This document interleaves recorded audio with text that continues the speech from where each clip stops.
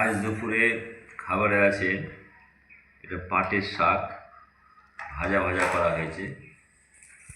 এখানে ভেন্ডি আর টমেটো সেদ্ধ, এখানে আছে শুধু আলু সেদ্ধ, শুকনো লঙ্কা ভাজা, জিরে ভাজা সব দিয়ে করা হয়েছে।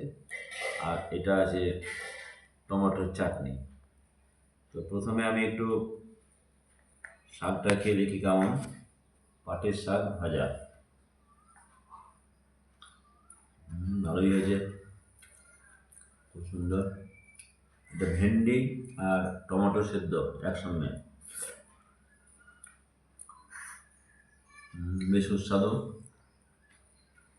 আলু সেদ্ধ, এটা আছে টমেটো চাটনি। চাটনিটা খেতে সুন্দর হয়েছে, সবটাই ভালো।